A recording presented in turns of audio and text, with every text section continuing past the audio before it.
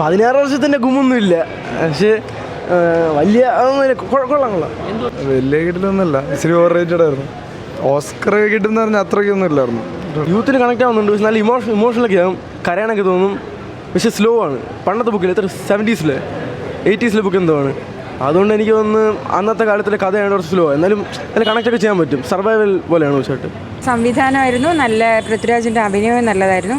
വളരെ നല്ല സിനിമ. പുസ്തകം വായിച്ചിട്ടുണ്ട്. പുസ്തകത്തിലുള്ളതുപോലെ എല്ലാം സംവിധാനത്തിലെ ഒരു ഡയറക്ടർക്ക് എല്ലാം പുസ്തകത്തിലുള്ളതുപോലെ ചെയ്യാൻ പറ്റില്ലല്ലോ. അവരുടേതായ ഒരു രീതിയിലല്ലേ എല്ലാം ചെയ്യും. നല്ലതായിട്ടുണ്ട്. ബുക്ക് വായിച്ചിട്ടുണ്ട്, ഇംഗ്ലീഷ് ട്രാൻസ്ലേഷനാണ് വായിച്ചത്, 10 വർഷം മുമ്പ് വായിച്ചതാണ്. നന്നായിട്ടുണ്ട്. പിക്ചറൈസേഷൻ നല്ലതായിരുന്നു. പിന്നെ കഥയെല്ലാം ഭയങ്കര നല്ല രീതിയിൽ തന്നെ, ഭയങ്കര തിയേറ്ററിക്കൽ എഫക്ട്സ് ഒക്കെ വളരെ വളരെ നല്ലതായിരുന്നു. നല്ല എക്സ്പീരിയൻസ് ആയിരുന്നു. പൃഥ്വിരാജിൻ്റെ ഹാർഡ് വർക്കും ഡെഡിക്കേഷനും ഒക്കെ ഭയങ്കരമായിട്ട് കാണാനുണ്ട്. അതിൽ ഭയങ്കര ഹാർട്ട് ടച്ചിങ് മൂവിയാണ്. ഇവർ പറയും പടം അതിഗംഭീരം, അടിപൊളി. ഞാൻ 7th വെച്ചാണ് പുസ്തകം അതിൽ വായിക്കുന്നത്. അപ്പോൾ അന്ന് ഇരുന്ന് കുറേ കരഞ്ഞൊരവസ്ഥയുണ്ടായിരുന്നു. ഇന്നിപ്പോൾ ഈ സിനിമ കണ്ടപ്പോഴത്തേക്ക് പുസ്തകത്തിൽ നിന്ന് കുറച്ച് ഡിഫറൻസ് ഉണ്ട്. പക്ഷേ എങ്കിലും ജസ്റ്റിസ് തൊട്ടുണ്ട് പുസ്തകത്തിനോട്.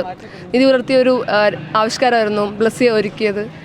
പൃഥ്വിരാജിൻ്റെ ആയാലും അതുപോലെ ഹക്കീം എന്ന ക്യാരക്ടറിൻ്റെ അഭിനയം എടുത്തു പറയേണ്ടതായിട്ടുണ്ട്. ഡയലോഗ്സ് വളരെ കുറച്ച്, ബാക്ക്ഗ്രൗണ്ട് സ്കോറാണ്, വിഷ്വൽസും ആയിരുന്നു പിടിച്ചിരുത്തിയത്. ഞാനും കരഞ്ഞു അത്യാവശ്യം. എല്ലാവരും തിയേറ്റർ മസ്റ്റ് വാച്ച് കാണുക. നല്ല മൂവിയാണ്, അടിപൊളിയാണ്. നല്ല പെർഫോമൻസ് ആയിരുന്നു. നല്ല മൂവിയാണ്, എന്തായാലും മസ്റ്റ് വാച്ചാണ്.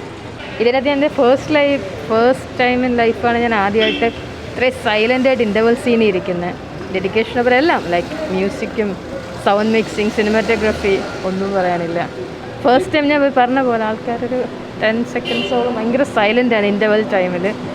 3-4 മൊമെൻറ്റ്സ് ഉണ്ട്. ഇതൊരു ഓസ്കാറിന് പോവില്ലെന്ന് എനിക്കറിയില്ല, ബട്ട് ഡെഫിനറ്റ്ലി വർത്ത് ഇറ്റ്. അത് പക്ഷേ തിയേറ്ററിൽ തന്നെ കാണണം, കാരണം ആ മ്യൂസിക് എഫക്ട്സും വിഷ്വൽ ട്രീറ്റും ഒക്കെ കാണാനായിട്ട്.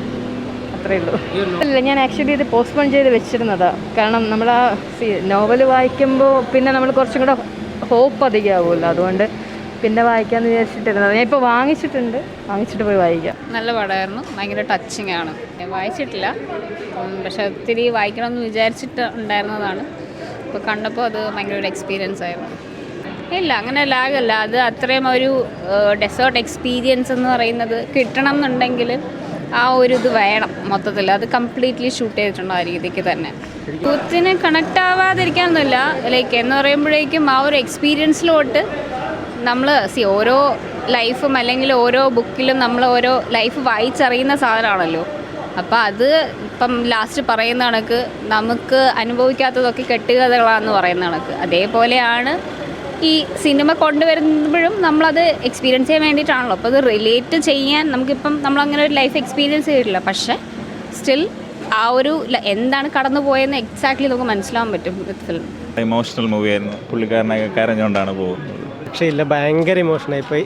ഞാൻ നോവൽ കണ്ടിട്ട് കണ്ടതാണ്, പക്ഷേ ഒരു രക്ഷയില്ല, ഭയങ്കര ഇമോഷണലായിപ്പോയി. മ്യൂസിക് ആയാലും പൃഥ്വിരാജിനെ കുറിച്ച് ഒന്നും പറയാനില്ല. നോവലിലെ ചില സാധനങ്ങൾ ഇതിലില്ല, കുറച്ച് ചിലപ്പോൾ ഡ്യൂറേഷൻ എന്തായാലും ഇഷ്യൂ ഉണ്ടാവുമല്ലോ, അതുകൊണ്ടാണ്.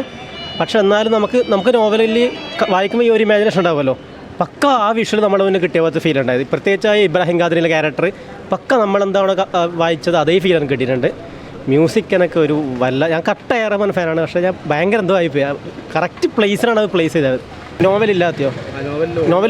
നോവലിലുള്ളത് കുറേ ഇതിലില്ല, കുറേ സീനിലാണുണ്ട്. അത് അങ്ങനെ പറയണ്ടല്ലോ, സ്പോയിലർ ആവില്ല. പൃഥ്വിരാജിൻ്റെ കരിയറിൽ ഇതുവരെയുള്ള കരിയറിലെ ഏറ്റവും ബെസ്റ്റ് എന്ന് വേണമെങ്കിൽ നമുക്ക് പറയാം. എന്തായാലും നാഷണൽ അവാർഡ് എന്തായാലും വിനിയെന്ന് തന്നെയാണ് വിചാരിക്കുന്നത്. പിന്നെ സ്റ്റാർട്ടിങ് മുതൽ എൻഡിങ് വരെ നമ്മൾ കണ്ണടയ്ക്കാതെ കോരിത്തരിപ്പോട് കൂടി കണ്ടു തീർത്തൊരു മൂവിയാണ്. ഭയങ്കര ഇമോഷണലായിപ്പോയി. അത് കഴിഞ്ഞപ്പോഴും ഇപ്പോഴും നജീബ് ഇപ്പോഴും നല്ല ഒരുപാട് കാലത്തേക്ക് നജീബ് നമ്മുടെ ഓർമ്മയിലുണ്ടാവും. നോവൽ വായിച്ചിട്ടുണ്ടായിരുന്നു. അതിൻ്റെ എക്സാക്റ്റ് രൂപേണ തന്നെ എടുത്തു വെച്ചിട്ടുണ്ട്. ബ്ലസ്സി കൊണ്ട് മാക്സിമം പറ്റുന്നത് എന്തായാലും നമുക്ക് വേണ്ടി കാഴ്ചവെച്ചിട്ടുണ്ടെന്നാണ് തോന്നുന്നു. യൂത്തിന് അങ്ങനെ കണക്റ്റ് ആവാതിരിക്കാൻ ഉള്ള ഒരു ഇത് കാരണം മ്യൂസിക് വൈസ് ആണെങ്കിലും ഡയറക്ഷൻ വൈസ് ആണെങ്കിലും എല്ലാം പെർഫെക്റ്റ് ആയിട്ടുണ്ട്. ക്യാമറ ആണെങ്കിലും പിന്നെ പൃഥ്വിരാജ് അവരുടെ കൂടെ അഭിനയിച്ച ഒരുപാട് ആക്ടേഴ്സ് ഇതിന് എടുത്ത എഫേർട്ട് എന്ന് പറയുന്നത് നമുക്ക് സ്ക്രീനിൽ കാണാൻ കഴിയും. അപ്പോൾ അതുതന്നെയാണ് ഇന്നത്തെ യൂത്തിന് വേണ്ടതെന്നാണ് എനിക്ക് തോന്നുന്നത്.